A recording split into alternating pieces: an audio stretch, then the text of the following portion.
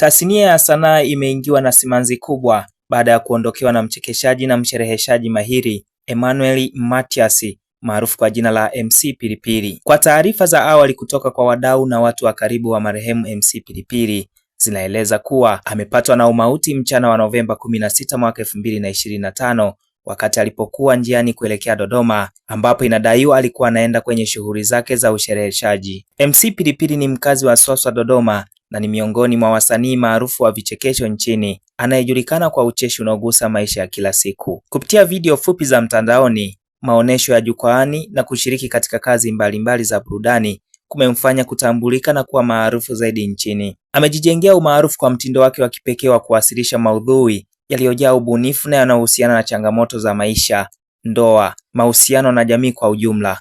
Uwezo wake wa kuunganisha ucheshi na ujumbe unaofundisha umemfanya kupendwa na watu wa rika zote. Licha ya kuwa mwigizaji, MC Pilipili aliitumia vyema mitandao ya jamii kuonesha imani yake kwa kutoa mafundisho mbalimbali na mahubiri ya Kikristo.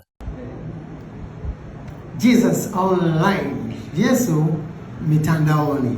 Katika Instagram, Facebook, Twitter, YouTube, podcast, na sehemu nyingine zote, TikTok na sehemu nyingine zote.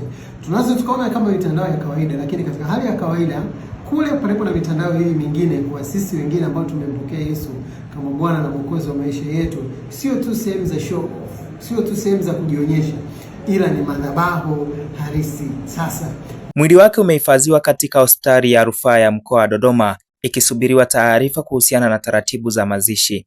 Tutaendelea kutoa taarifa zote kuhusiana na msiba huu. Pumzika kwa amani MC. Swaswa itakuenzi, taifa litakukumbuka. Mungu ailaze roho yake mahali pema peponi. Mimi ni Yohana Mashauri na hii ni Open Online Media.